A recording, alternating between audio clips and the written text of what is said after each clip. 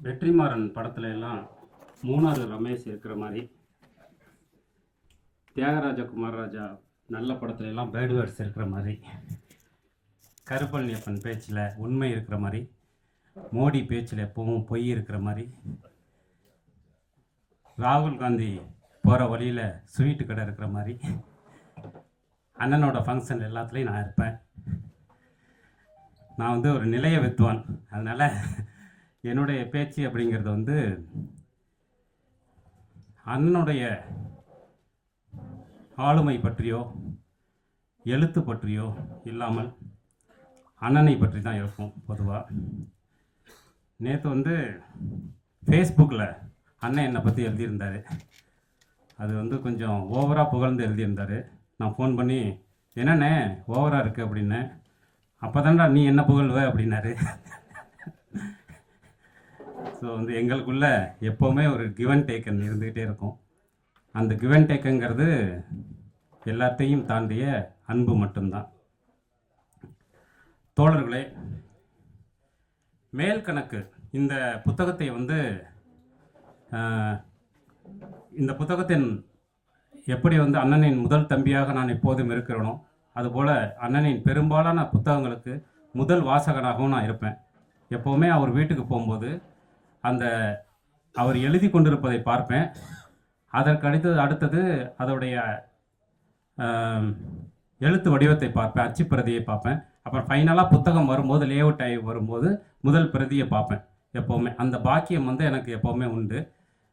அப்படி வந்து இந்த புத்தகமும் முதல் பிரதியவே வீட்டில் பார்த்துவிட்டு முதல் வாசகராக ஒரே சிட்டிங்கில் உட்காந்து படிச்சுட்டேன்.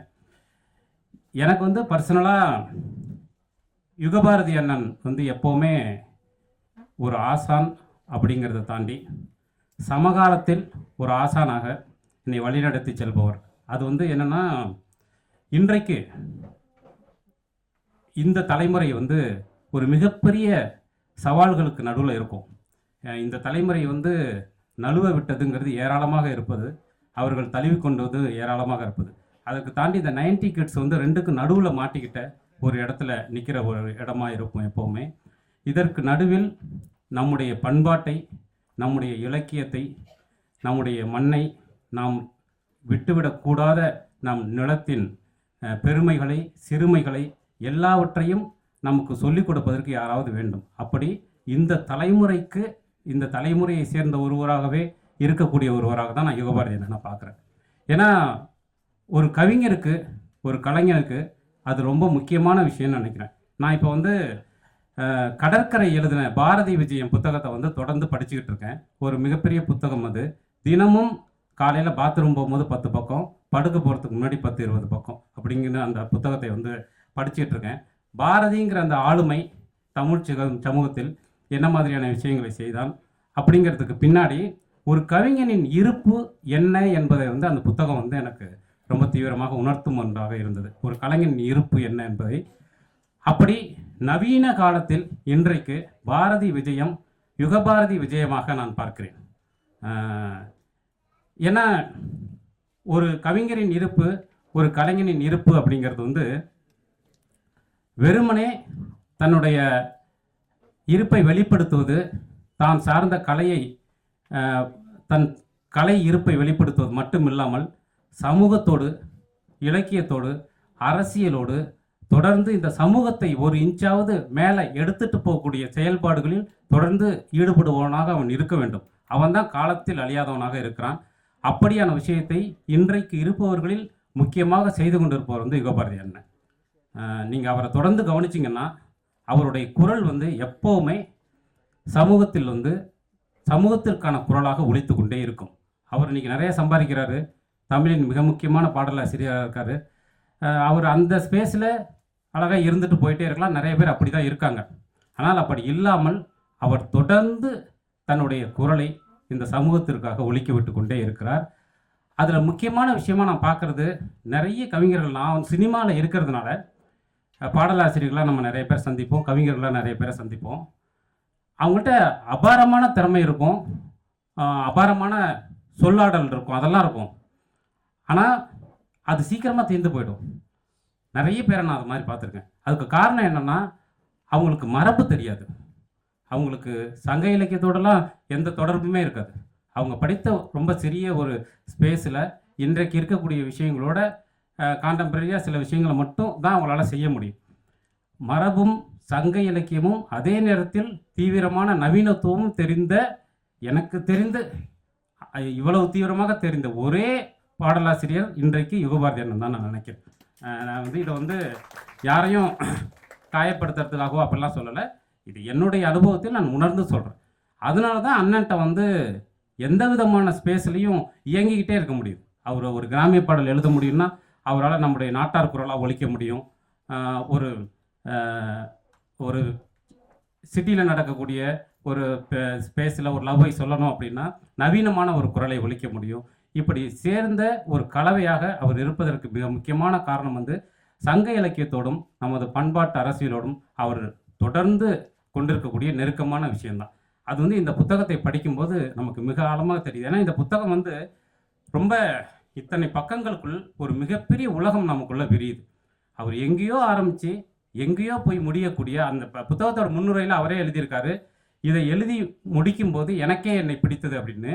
இதை படிக்கும்போது உங்களுக்கே உங்களை பிடிக்கும். அப்படியான ஒரு புத்தகம் இது.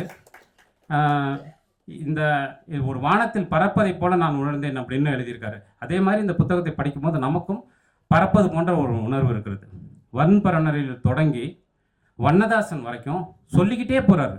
அது ஒரு சங்க பாடலை நமக்கு அறிமுகப்படுத்துறது தான். ஏன்னா உண்மையிலே சங்க இலக்கியத்தோட எனக்கு அந்த அறிவே கிடையாது. அதை படிப்பதற்கு வந்து மிகவும் கடுமையான வார்த்தைகளும் அது அந்த ப்ராக்டிஸும் இல்லாத ஒரு ஆள் தான். ஆனால் எனக்கே வந்து இந்த சங்க இலக்கியத்தை அறிமுகப்படுத்தினது மிகவும் எளிமையாக அறிமுகப்படுத்தினது அண்ணன் தான்.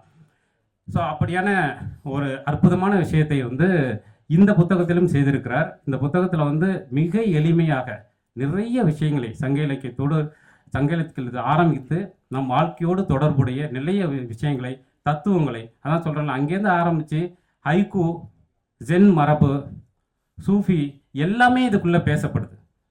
இது ஒரு மிகப்பெரிய ஒரு அற்புதமான இதை பற்றி போவே ஐயாவோ ஆறுமுகத்தமிழனோ இன்னும் டீட்டெயிலாக பேசுவாங்க. எனக்கு வந்து இந்த புத்தகம் வந்து ஒரு அற்புதமான எளிமையான கையேடாகவும் இருக்கிறது சங்க இலக்கியத்தை பற்றி புரிந்து கொள்வதற்கு. அதே நேரத்தில் வாழ்க்கையை பற்றி, தத்துவத்தை, நம் வாழ்க்கை தத்துவங்களை பற்றி அழகாக ஒரு உற்ற நண்பனாக சொல்லக்கூடிய தொனியும், மிக எளிமையான ஒரு தொனியும் இதில் இருக்குது. அதனால் தவறாமல் இந்த புத்தகத்தை எல்லோரும் படியுங்கள். அதையும் தாண்டி அண்ணனுக்கும் எனக்குமான இந்த மிக நீண்ட தொடர்பில் இப்படியான ஒரு முதலில் ஒரு கூட்டத்தில் அன்பும் அறிமுகமும் செய்யக்கூடிய பாக்கியம் தொடர்ந்து அவர் மூலமாக எனக்கு கிடைக்கிறது.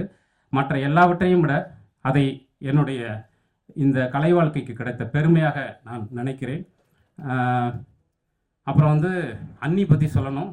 ஏன்னா அண்ணி வந்து கரெக்டாக இல்லை, அதான் அவரே எழுதியிருக்க மாதிரி தொடர்ந்து அவருக்கு வந்து எழுதி வந்து வலது கை வழியே வந்துருச்சு. ஏன்னா அப்படி வந்து எப்போ போனாலும் அந்த சிஸ்டத்தில் உட்காந்து எழுதிக்கிட்டே இருப்பார், தொடர்ந்து இயங்கிக்கிட்டே இருப்பார். அப்படி ஒருத்தர் இயங்கணும் அப்படின்னா நிச்சயமாக தொந்தரவு இல்லாத, தொந்தரவு தராத ஒரு நல்ல மனைவி அமையணும். அப்படி வந்து அண்ணி வந்து அமைஞ்சிருக்காங்க. அதனால தான் அவரால் இயங்க முடியுது.